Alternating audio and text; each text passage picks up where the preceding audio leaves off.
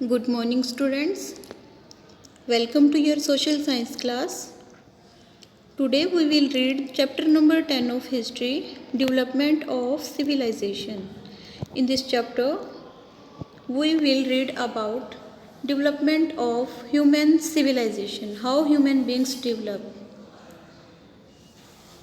Harappan culture, Indus Valley civilization, town planning, their agriculture, occupation, their religions, etc.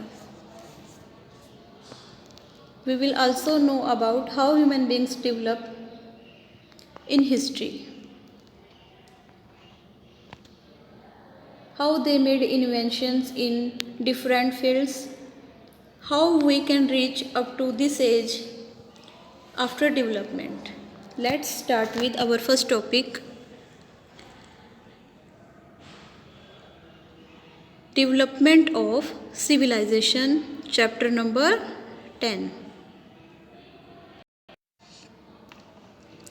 Many important changes took place in the evolution of human society.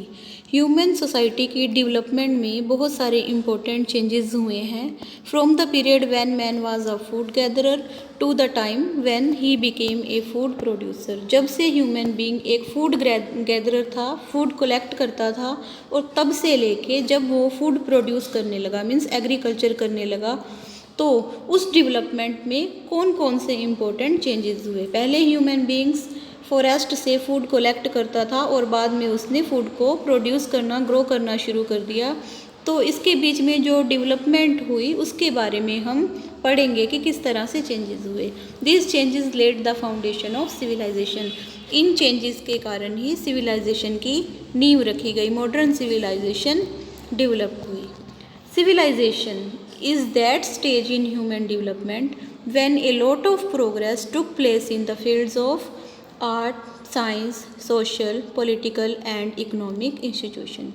Civilization human development की वो stage होती है जब human beings art, science, social, political और economic institutions में progress करते हैं। The early civilizations flourished on the banks of rivers because of the need of water, fertile soil and clay to make bricks for building houses.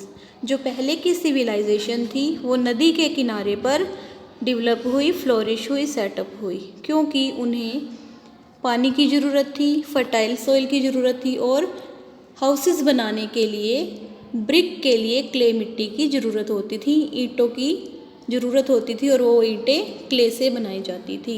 तो अपनी water, fertile soil और clay की needs को पूरा करने के लिए जो अर्ली सिविलाइजेशन है वो रिवर्स के बैंक्स के ऊपर फ्लोरिश हुई। Moreover the water bodies provides opportunity for fishing, transport, trade as well as a moderate climate. इसके अलावा वो पानी के किनारे, मीन्स नदियों के किनारे, रिवर के किनारे इसलिए भी रहते थे क्योंकि वो जो वाटर बॉडीज़ थी उन्हें अवसर प्रदान करती थी, अपॉर्चुनिटी देती थी कि वो फिशिंग कर सकें, मछली पालन कर सकें, ट्रांसपोर्ट कर सकें और ट्रेड कर सकें। इसके अलावा जो रिवर्स के बैंक पर, नदी के किनारे पर जो क्लाइमेट होता है वो मॉडरेट होता है, इसलिए भी वहाँ पे सिविलाइजेशन फ्लोरिश हुई थी, डेवलप हुई थी, इसलिए लोग वहाँ रहना पसंद करते थे। Man had learn the art of extracting and smelting of copper in the later neolithic period. Human beings ने कॉपर से सामान बनाना और कॉपर को मेल्ट करना, हीट करके मेल्ट करना, उससे अदर प्रोडक्ट बनाना लेटर न्यूलिथिक पीरियड में सीख लिया था। His experiments helped him to produce a new metal called bronze, which is an alloy of two metals, that is tin and copper. उसके experiments ने उसे हेल्प की कि वो एक नया मेटल बना सकें जिसे ब्रोंज कहा जाता है। जो ब्रोंज होता है वो दो मेटल्स का मिक्सचर होता है, टिन और कॉपर का, and is stronger and more durable than both. और इन दोनों से स्ट्रोंग होता है और इसकी जो ड्यूरेबिलिटी होती है, इसकी अवधि होती है, वो भी अधिक होती है। This period thus came to be known as bronze age. इसीलिए इस पीरियड को ब्रोंज एज कहा जाता है, क्योंकि ह्यूमन बींग्स ने ब्रोंज प्रोड्यूस करना सीख लिया था। ब्रोंज एक मेटल था जो टिन और कॉपर से बनता था। यह टिन और कॉपर दोनों से स्ट्रॉन्ग होता है और ड्यूरेबल होता है। डू यू नो स्मेल्टिंग क्या होता है? Smelting means to heat and melt an ore to obtain metal from it.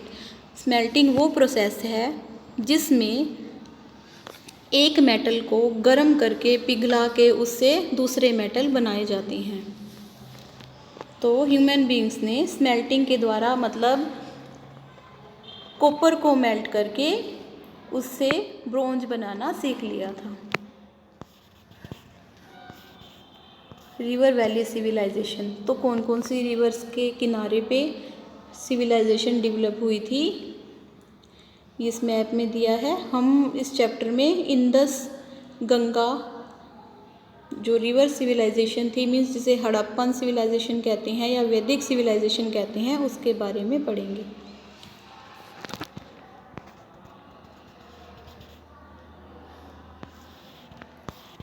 Hence, it helped the man to make better tools and implements to increase the efficiency and production। तो इस तरह से जब human beings ने bronze बनाना शुरू कर दिया था, ब्रोंज बनाना सीख लिया था, तो इससे इनको हेल्प मिली कि ये अच्छी क्वालिटी के टूल्स बनाएं और इम्प्लीमेंट्स बनाएं, साधन बनाएं, ताकि वो अपनी प्रोडक्शन को बढ़ा सकें और उसकी एफिशिएंसी को इंक्रीज़ कर सकें, उसकी योग्यता को बढ़ा सकें। मोरएवर दिस पीरियड सा the development of new skills and draft. इस तरह से इस पीरियड के दौरान नई स्किल्स और क्राफ्ट डेवलप हुई। The village settlement started exchanging goods. Village में रहने वाले जो लोग थे उन्होंने वस्तुओं का एक्सचेंज करना स्टार्ट कर दिया था। The progress in the fields of trade and growth of cities led the rise of civilization. Trade में जो प्रोग्रेस हुई या सिटीज़ की जो ग्रोथ हुई, इससे क्या हुआ? मॉडर्न सिविलाइजेशन राइज हुई, बढ़ी। Remains of ancient civilizations have been found in Mesopotamia. जो एंशियंट सिविलाइजेशन के रिमेन्स हैं वो कहाँ पे मिले हैं? मेसोपोटामिया में। मेसोपोटामिया कहाँ है? मॉडर्न इराक है अब इसका नया नाम। ये साउथर्न टर्की और ईस्टर्न साइरिया में है।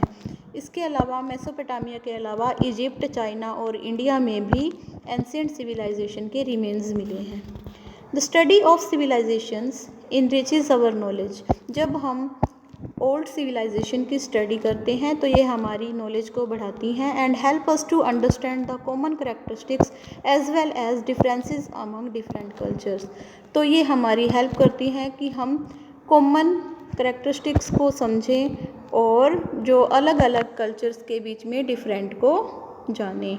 तो आओ हम इस ग्राफ, इस पिक्चर के माध्यम से सिविलाइजेशन के बारे में और ज़्यादा ज्ञान प्राप्त करते हैं और उनकी डिफरेंट जो फीचर्स हैं उनके बारे में जानते हैं, उनकी क्या विशेषताएं थी।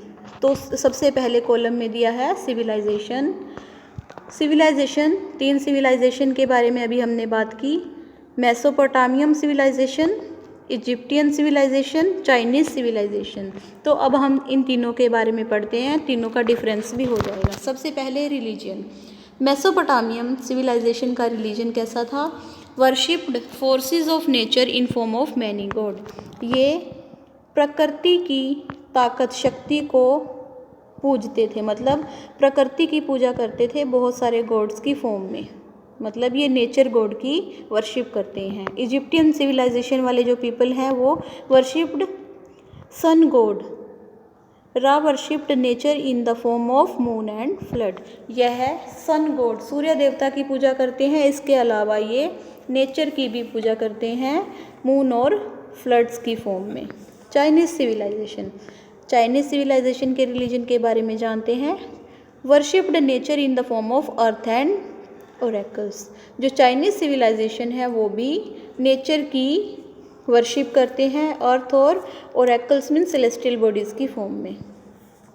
Now occupation. मेसोपोटामियम सिविलाइजेशन का ऑक्यूपेशन था एग्रीकल्चरल, पोट्री मीन्स बर्तन बनाना, ग्लास कांच का काम करते थे और क्लॉथ मेकिंग का वर्क करते थे। इजिप्टियन सिविलाइजेशन वाले एग्रीकल्चर करते थे और डोमेस्टिकेशन ऑफ एनिमल्स और पशुपालन करते थे। Chinese civilization agriculture, domestication of animals and painting and sericulture. तो जो चाइनीज़ सिविलाइजेशन वाले हैं वो एग्रीकल्चर करते हैं, पशुपालन करते हैं, पेंटिंग करते हैं और सेरिकल्चर का वर्क करते हैं। नाउ इन्वेंशंस, क्या क्या इन्वेंशन की थी? Mesopotamian civilization, cuneiform script, process of multiplication, division, square and cube root, system of weights and measures, use of herbs, water clock, lunar calendar, code of हैम्यूरबी। तो ये इनके इन्वेंशंस हैं। इन्होंने राइटिंग की नई फॉर्म शुरू की थी। स्क्रिप्ट होता है राइटिंग की क्यूनिफॉर्म फॉर्म है ये। इसके अलावा इन्होंने मैथमेटिक्स में भी डेवलपमेंट की थी, इन्वेंशंस की थी, multiplication, division, square, cube root, system of weight and measures, ये सब मेसोपोटामियन सिविलाइजेशन से सीखा हमने। इसके अलावा हर्ब्स का क्या यूज़ होता है, वाटर क्लॉक क्या है, ल्यूनियर कैलेंडर क्या है, कोड ऑफ हैम्यूरबी ये क्या है, इन सब की इन्वेंशंस मेसोपोटामियन सिविलाइजेशन में हुई। Now Egyptian civilization, hieroglyphic script, papyrus, solar calendar, ये इनकी इन्वेंशंस हैं। Chinese civilization, pictographic script, paper calendar that was a combination of lunar and solar dates, use of herbal medicine and acupuncture, ये सब inventions हैं। इनके बारे में मैं आपको बाद में डिटेल में बताऊंगी। तो ये इन सिविलाइजेशंस के द्वारा की गई। And ancient civilizations of bronze age developed in river valleys, ancient civilizations हैं जो ब्रोंज एज की वो रिवर वैलीज में डेवलप हुई। Let us study about the ancient civilization. अब हम इन एंशिएंट सिविलाइजेशन के बारे में स्टडी करते हैं। That is Indus valley civilisation और Harappan culture that existed in India. Indus valley civilisation जिसे हड़प्पन कल्चर कहते हैं ये इंडिया में था। Some area of now Pakistan. अब कुछ एरियाज़ हैं जो इंडस वैली सिविलाइजेशन या हड़प्पन कल्चर के ये पाकिस्तान में हैं। इंडस वैली सिविलाइजेशन और Harappan culture. The remains of this oldest and largest ancient urban civilization were found in Mohenjo-daro, Chanhu-Daro, Rupar, Lothal, Kalibanga and many other places on the banks of river Indus and its tributaries in India before partition। जो oldest और largest ancient civilisation है Indus valley civilisation, इसके remains India के बहुत सारे parts में मिले हैं। पार्टीशन से पहले इंडिया की बात कर रहे हैं। तो कौन कौन से पार्ट्स में मिले हैं? मोहनजोदड़ो, चान्हू-दारो, रूपड़, लोथल, कालीबंगा और भी बहुत सारे प्लेसेस हैं जहाँ पे इंडस वैली सिविलाइजेशन के रिमेन्स मिले हैं। यह इंडस रिवर और इसकी ट्रिब्यूटरीज के बैंक्स पर मिले हैं। The coins and other materials were excavated first at Harappan in Punjab. सबसे पहले खुदाई करने पर सिक्के मिले थे और कॉइन्स मिले थे और कुछ और मटेरियल मिला था जब पंजाब के हड़प्पा नेम के प्लेस पर एक्सकावेशन की गई, खुदाई की गई। यह जो प्लेस है अब पाकिस्तान में है। इसमें 1921 में एक्सकावेशन की गई। किसके द्वारा की गई थी?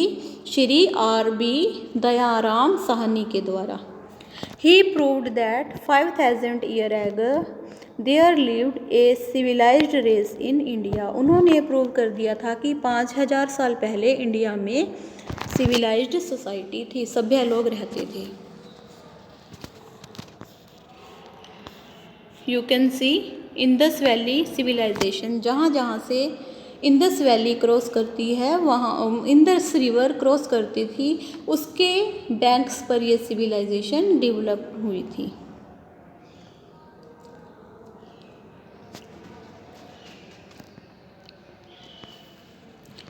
This civilization came to be known as Indus Valley Civilization or Harappan culture, as all the cities and objects found in Harappa resembled it. इस civilization को Indus Valley Civilization या हड़प्पन कल्चर कहा जाता है क्योंकि जो cities के रिमेन मिले हैं, जितने भी रिमेन मिले हैं या ऑब्जेक्ट मिले हैं हड़प्पा में, वो इससे मिलते जुलते हैं. Now city planning. The excavations prove that the cities were well planned.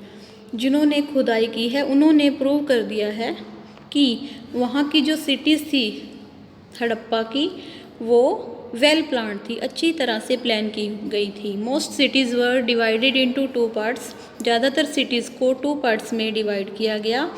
Upper part was called Citadel.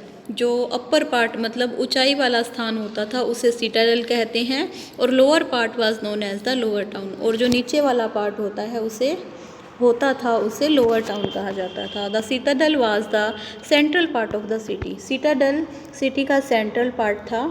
It enclosed important buildings like the great bath, the granary and the town hall.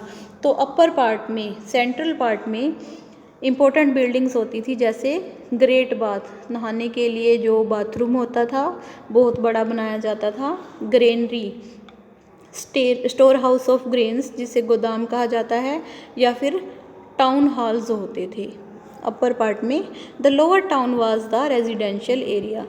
Lower part में residential, रहने के लिए home होते थे, residential area होता था. Huge great bath has been discovered at Mohenjodaro. एक बहुत बड़ा बाथरूम डिस्कवर किया गया है मोहनजोदड़ो में. In the middle of citadel, citadel के सेंटर में, मिडल में. It is a deep bath 12 metres long and 7 metre wide.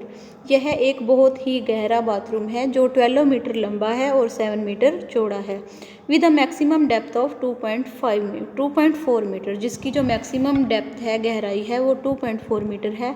With steps leading down into it. इसमें जाने के लिए, नीचे जाने के लिए सीढ़ियाँ बनी हुई हैं. Perhaps people used it for religious purpose as they believed the water to be a great purifier. लोग इस बाथरूम का यूज, स्नानघर का यूज रिलीजियस पर्पज से करते थे, क्योंकि उनका मानना था कि वाटर एक बहुत बड़ा प्यूरीफायर है. इसमें नहाने से, स्नानघर में नहाने से जो पर्सन है वो प्यूरीफाई, शुद्ध हो जाता था. The great bath had a well planned system of water supply. इस ग्रेट बाथ का, स्नानघर का जो वाटर सप्लाई का सिस्टम वेल प्लान्ड था. एंड ड्रेनेज सिस्टम, और जो ड्रेनेज सिस्टम था वो भी वेल प्लान्ड था. The amazing fact is that it's brick work was completely water proof. इसका जो ब्रिक वर्क था वो कम्प्लीटली वाटर प्रूफ था. The floor of the tank was built by gypsum. इसके टैंक का जो फ्लोर है वो जिप्सम, प्लास्टर और थिक लेयर ऑफ बिटुमन से, जिसे नेचुरल तार कहते हैं, उससे बनाया गया था. The Citadel also housed the ruling class, the priest and merchant.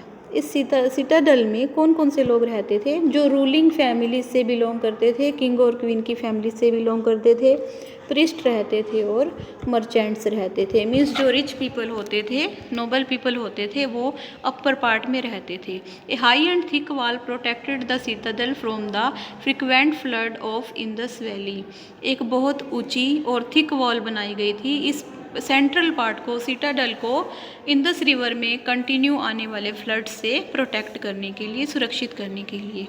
Small merchants, craftsman and labourers inhabited the lower town.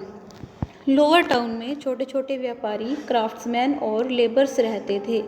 Hair the houses were built on either side of the street with baked bricks, stones and wood. यहाँ पे मतलब एक तरफ houses बनाए जाते थे street में, जो ब्रिक से, स्टोन से और वुड से बने होते थे. ईच हाउस हैज 2 और 3 स्टोरीज विद स्टेयर. हर हाउस की 2 या 3 स्टोरीज बिल्डिंग्स होती थी जिसमें स्टेयर्स बनी होती थी. All the streets cut each other at right angle. सभी स्ट्रीट्स राइट एंगल पर एक दूसरे को कट करती थी. तो आपने पढ़ा कि सिटीज़ को कितनी अच्छे से प्लान किया गया था। सिटी को 2 पार्ट्स में डिवाइड किया गया था। अपर पार्ट को सिटाडेल कहते थे और सेकंड होता था लोअर पार्ट, जिसमें पुअर पीपल रहते थे। अपर पार्ट में जो अपर पीपल रहते थे, मर्चेंट्स रहते थे, रिच क्लास के पीपल रहते थे, प्रिस्ट रहते थे। Do you know the streets were made in such a way that the blowing wind cleaned them from one end to the another।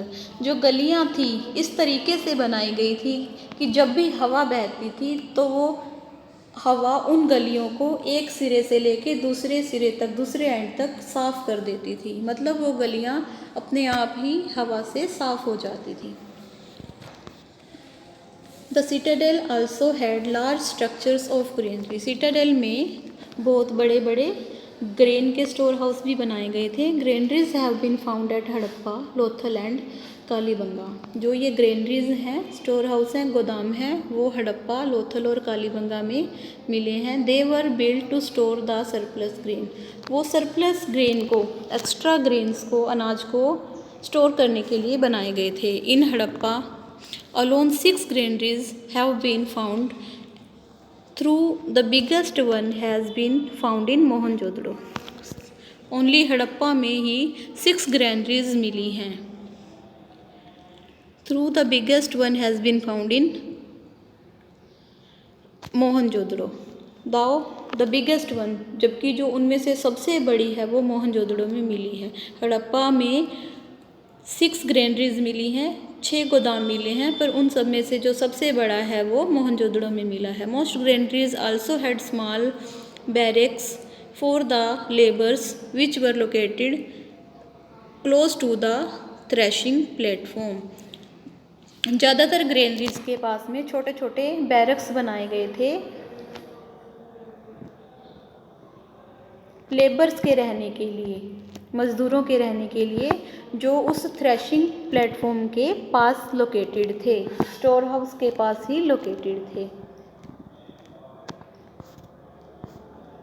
The elaborate drainage system was highly efficient to drain the dirty water out of the city. City के dirty water को बाहर निकालने के लिए, गंदे पानी को बाहर निकालने के लिए बहुत अच्छा एफिशिएंट ड्रेनेज सिस्टम बनाया गया था। They were covered with bricks and stone which could be removed. जो ये ड्रेनेज सिस्टम था वो ब्रिक्स से ढका हुआ था, स्टोन्स से ढका हुआ था, जिसे रिमूव भी किया जा सकता था। The small drains of bathrooms and kitchens were joined with the main drains. छोटे छोटे जो ड्रेन्स थे, नालियाँ थी, उन्हें जो जैसे बाथरूम की या किचन की नालियाँ थी, उन्हें मेन ड्रेन से जॉइंट किया गया था, जोड़ा गया था। Which is turn fail into the big drain of the city. जो बाद में सिटी के बड़े सारे नाले में मिल जाता था, बिग ड्रेन में मिल जाता था। Occupations. The main occupations of people of Indus Valley civilization were farming, weaving, pottery, toy making, metal work and trading। जो मेन ऑक्यूपेशन थे इंडस वैली सिविलाइजेशन के पीपल्स के, वो क्या थे? Farming, weaving, pottery, toy making, metal work और trading थे। Annual floods in Indus renewed and enriched the soil for good harvest of cotton, wheat and barley. हर साल इंडस रिवर में फ्लड आते थे जो सोइल की फर्टिलिटी को रीन्यू करते थे और उसे बढ़ा देते थे, ताकि कॉटन, वीट और बार्ले की अच्छी फसल हो। मतलब इससे फ्लड का इफ़ेक्ट क्या होता था? हर साल जो फ्लड आते थे इंडस रिवर में, वो सोइल की फर्टिलिटी को बढ़ा देते थे, जिससे कॉटन, वीट और बार्ले की जो हार्वेस्ट है वो अच्छी होती थी। The farmers were aware of the different methods of irrigation. Farmers को इरीगेशन के अलग अलग तरीके पता थे। Terraces of canals have been found in some of the sites of Harappa. Canals के टेरेसेस को देखा गया है हड़प्पान्स के कुछ प्लेसेस पे, कुछ साइट्स पे, कि इरिगेशन करने के लिए ट्रेसेस बनाए गए हैं कैनल्स के। उन नहरों के जो ट्रेस हैं वो मिले हैं हड़प्पन्स के कुछ प्लेसेस पे। अदर सोर्सेज वर वाटर सर्वेरियर वेल्स एट्सेट्रा। इरिगेशन के लिए जो अदर सोर्सेज थे वो वाटर रिजर्वर थे, जहाँ पे वाटर्स को रिजर्व करके सुरक्षित करके रखा जाता था, या वेल्स थे। The farmers used ploughs, sickles etcetera for farming. Farmers farming के लिए, एग्रीकल्चर के लिए हल का यूज करते थे और सिकल्स, जिसे दराती बोलते हैं, उसका यूज करते थे। The civilization of cotton the cultivation of cotton encouraged textile industry and the people became expert in the art of spinning and weaving. Cotton की कल्टीवेशन के कारण कॉटन टेक्सटाइल इंडस्ट्रीज डेवलप हुई। कॉटन के cloth बनाए जाने लगे industries में, और पीपल स्पिनिंग और वीविंग की आर्ट में एक्सपर्ट हो गए। The people domesticated a large number of animals like ox, buffalo, goat, sheep, pig and camel. लोगों ने अलग अलग तरह के पशु पालन करने शुरू कर दिए। उन्होंने पशुओं को अपने घर में रखना और उनकी लुक आफ्टर करना शुरू किया। उन्होंने सबसे पहले ऑक्स, बफेलो, गोट, शिप और पिग एंड कैमल को डोमेस्टिकेट किया। Pottery was also a popular industry. Pottery की इंडस्ट्री भी पॉपुलर इंडस्ट्री थी। Pottery means making pots of clay soil. मिट्टी के बर्तन बनाने की इंडस्ट्री भी काफ़ी पॉपुलर थी। The pots were baked. उन पोट्स को, बर्तन्स को पकाया जाता था, आग में जलाया जाता था और उन्हें डेकोरेट किया जाता था। The people of Indus valley were also expert in making terracotta, unglazed and reddish brown toy and sculptures of animals, but the greatest artistic skill is found in the seals. Indus valley civilisation के people expert थे toys बनाने में, जिसे terracotta कहते थे, और वो animals की स्कल्पचर्स मीन्स मूर्तियाँ बनाते थे, पर उनकी जो ग्रेट आर्टिस्टिक स्किल सील्स पर देखने को मिलती थी। The engravings of animals, flowers and other symbols on seals have artistic and religious importance. Seals का यूज वो एज अ मनी करते थे, एक्सपोर्ट इम्पोर्ट करने के लिए करते थे और थिंग्स को एक्सचेंज करने के लिए करते थे। तो उनके ऊपर वो एनिमल्स, फ्लावर्स और कुछ और सिंबल्स बनाते थे जो रिलीजियस इम्पोर्टेंस के होते थे। तो वो इतने अच्छे तरीके से बने होते थे कि उनको देखकर लगता था कि ये उनकी आर्टिस्टिक स्किल को शो कर रहे हैं।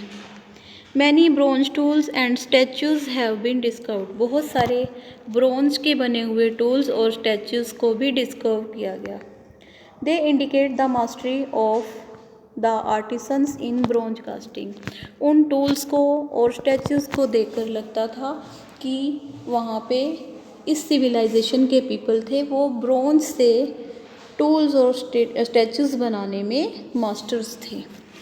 Indus valley had moist climate and thick forest which provided sufficient timber for canes and for building boats. Indus valley civilization में जो क्लाइमेट था वो मॉइस्चर वाला था, mean to say moist climate था। वहाँ पे थिक फॉरेस्ट थे, जिससे केन्स चलाने के लिए, भट्ठे चलाने के लिए लकड़ी मिलती थी, इमारती लकड़ी मिलती थी, और बोट्स बनाने के लिए भी उन्हें वुड मिलती थी।